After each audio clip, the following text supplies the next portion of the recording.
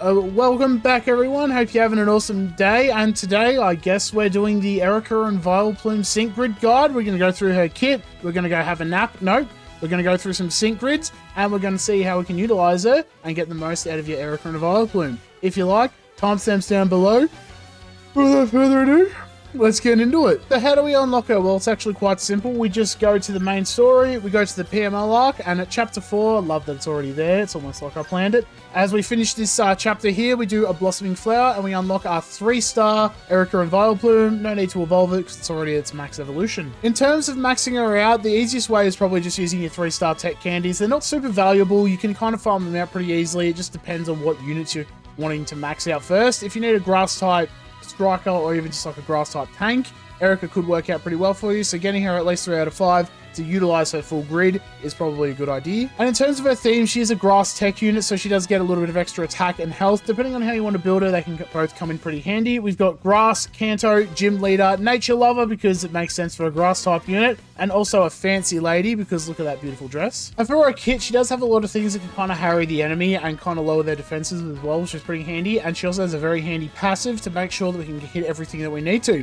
So first off, we've got Energy Ball, which is, I've already talked about, has a 10% chance of lowering the target's special defense by 1 stat rank. It's a 2-bar move, so a little bit of speed will be helpful here, which we can't really give ourselves. But the bonus here is you hit them, you're going to be lowering their special defense anyway, so it's going to increase the damage of Energy Ball as well, and any other strikers that you have. Next is X Special Defense will raise your special defense by 2 stat ranks, and you get 2 uses at base. So +4 in special defense, it really does help her kind of tank anything that kind of comes her way. Next up is Stun Spore, which will leave the target paralyzed. It doesn't do any damage or anything like that, but it's really handy at just getting that paralysis on the enemy. That way they can either not hit you, and it also does increase the damage of her sync move, which we'll get into in a second. And lastly is Pour It On, which will raise the user's special attack by 1 stat rank and your defense by 3 stat ranks. So that means without any sync orbs, any upgrades, you just unlock her and throw her in the game. You get a +2 special attack, +6 defense, +4 special defense, so very tanky, and also a move that can lower the enemy's special defense and a paralysis. Very handy at harrying the enemy and keeping herself in the fight. And with her sync move, Nature Loving Pedal Dance, its attack power is increased when the target is paralyzed, so basically you get 100% extra damage if the target is paralyzed. Which remember, we have Stun Spore, and we can basically guarantee that. You'll see why in a second.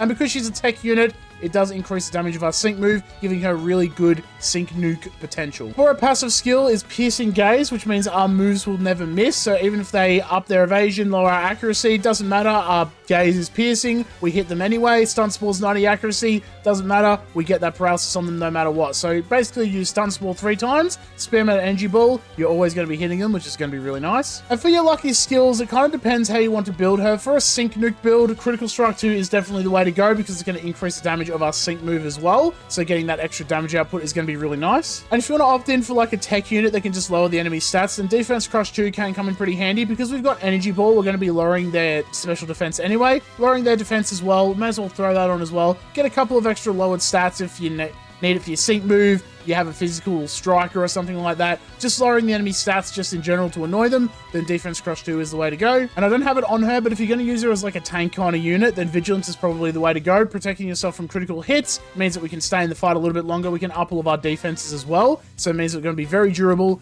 and very hard to knock out. And for our sync grid, it really just does depend on how you want to use her. We've got a 5-star grid, a sync nuker build, and then also like a tank kind of build if you want to use her like that. Timestamps down below. So for a 5-star build, just focusing on harrying the enemy as much as possible. First off, we'll just talk about it. We've got Paralysis Synergy 5. It's going to power up our moves by 50% when the target is paralyzed. Remember, we have Piercing Gaze and Stun Spore. We can guarantee a paralysis on the enemy. So basically, it's a free 50% damage increase.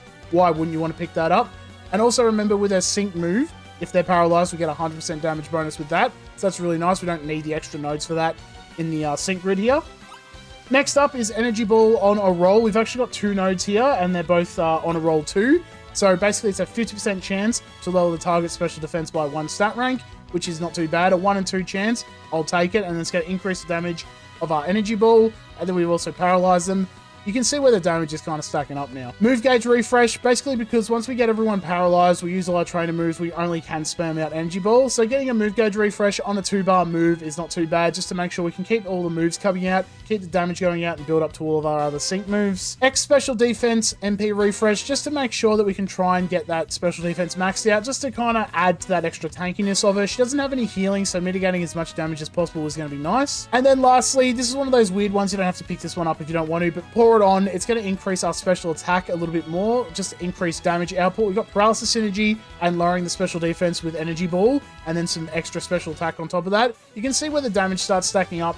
If you don't want that, you could take these nodes off and just go for some extra energy ball nodes if you want, just to make sure we can keep those bars coming back and everyone else is all tip top and just keep spamming out moves, which will be really nice. Next up is what I'm going to call the Solar Sync build, because we need to utilize Sun to get as much damage on our sync move as possible. As you see, we've still got paralysis synergy, even though it doesn't affect our sync move. Extra damage on energy ball. We're going to probably be using Erika as like our main damage dealer if I've got this sync move build on. So throwing her in the middle, get the paralysis on the enemy anyway, can mitigate some damage coming your way. And also with our sync move, remember, when we paralyze the enemy, we're going to be doing 100% more damage. So getting some extra damage on energy ball, I don't know why you wouldn't want to pick that up. Energy ball on a roll, again, for the same 2 nodes here, just to make sure we can max out lowering their special defense so that we can get as much damage out as possible on our sync move. She's only a tech unit, so it's only a single target nuke, but hitting him really hard and knocking him out as early as possible can be the difference between winning and losing. Sync move power up bonuses, for obvious reasons we're wanting to up her sync move damage. And then right up the top here, we've got Solar Flare 5, which powers up the user's sync move when the weather is sunny. So if we can get the sun going out, we can get some big sync move damage. 100% extra damage when paralyzed, -6 special defense if we're really lucky, and then another 50% extra damage with Solar Flare. You're looking at some really big grass sync move damage. And for a Sun Tank build, just remember she is weak to fire type damage, so if you're using her against fire type units, she will probably get knocked out pretty early. But if you're not using her against those, she can kind of heal herself and keep herself in the fight, which is really nice. So first off, we've got Healing Sun, restores the user's health whenever it uses an action when the weather is sunny, whether that's Energy Ball or Stun Spore. I'm not sure if trainer moves count, but I know that Stun Spore and Energy Ball do. You can just get some extra healing back while the weather is sunny, just to keep you in the fight and top up your health. If you want, you can skip this Stun Spore move gauge refresh. I've just got it just to make sure we can keep the bars coming back and keep the big moves coming out as well. But if you want, you can just skip that and go for this Energy Ball power up.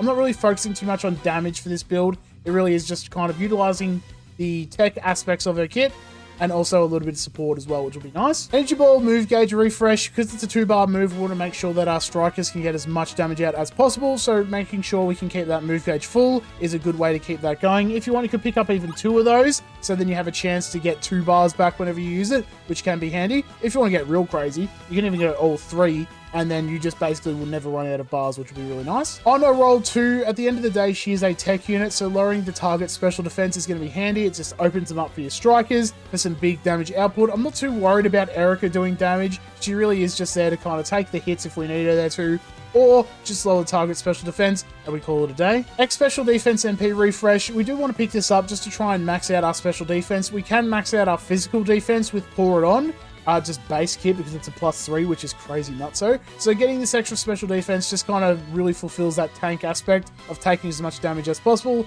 and then couple that with vigilance. Nothing's really going to break through your shield there. And Stun Spore Flabbergast. This is one of those weird ones. The problem with Stun Spore is that it's a 30% chance of leaving them confused, which is nice. When a move targeting the opponent is successful, that's the caveat there. You use Stun Spore once and you're guaranteed to get that paralysis because of Piercing Gaze. You have a 30% chance whenever you use Stun Spore to get them confused, unless they can cleanse it, unless they can like shake it off or any way like that. You basically have 1 chance to get a confuse on them. So if you don't want to pick this up because you don't like the chance, you could just pick up the extra special attack node, or even maybe Energy Ball node here or something like that, just to kind of fulfill that kit there. I thought I'd go this. If we do get the confused, if they break through the paralysis somehow, they might hit themselves in confusion, they don't hit us, and they take a little bit of damage, which is nice as well. Moving on to the honorable mentions, we've got Confusion Synergy 5 here, an extra 50% damage on Energy Ball whenever we get the confuse on the enemy. The problem is, unless we can guarantee that with another unit, all we have is Flabbergast 2, which is only 30% chance, and you pretty much get 1 chance per match to get that confuse on the enemy. So unless you can guarantee it, you could pick this up on your other like damaging nodes, but otherwise I wouldn't even really pick it up unless you can guarantee the confuse on the enemy. Stun Spore, Satisfied Style 9. While this is a guaranteed lowering of their special attack by 1 stat rank, it is only 1 stat rank and you only get 1 use of it because it's for Stun Spore. When it's successful against the enemy, you get the paralysis on them anyway. Again, remember we've got Piercing Gaze,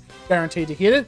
And then they get paralyzed. We can't paralyze them twice, so we only get a -1 special attack, which is not super helpful, you know, especially for 9 energy. Move Gauge Refresh, even though I picked it up in the tank node, the only problem with it is that you only really use it 3 times because you're going to be guaranteed to hit that Stun Spore on the enemy. There's no point really getting the Move Gauge Refresh back because you're going to only use it 3 times and then you're going to immediately swap over to Energy Ball. I really think just ignoring this, getting your Energy Ball bonuses and just spamming that out is going to be a much better use of your time. And lastly, we'll just talk about the Move Gauge Refreshes because there's so many of them. She has 3 of these and I don't really understand why. But I suppose if you want, you could use her as kind of like a battery unit where you just spam out Energy Ball, lower the target special defense, and then you can keep getting those bars back, and then everyone else can use their big moves as well, because you pretty much never need speed at that point to make sure you can get as much damage out as possible. And that's it for our Erika and Vileplume Sync Grid guide. Thank you all for watching. Hope you all enjoyed. Let me know down below if I made you sleepy just watching this, and also let me know if I gave you some Sync Grid ideas for her as well. As you saw, she can do some pretty decent damage, paralyze the enemy, get some big damage out on your sync move, otherwise guarantee that confusion somehow. You got confusion and paralysis synergy, big damage on your Energy Ball. If you need a grass type striker, if not, throw her in as your tank. She can buff up her defenses, lower the target special defense as well, which is nice, and just pretty much harry the enemy. But until then, have an awesome one all, and I will see you in the next one. I actually kind of might go for a nap now, you know?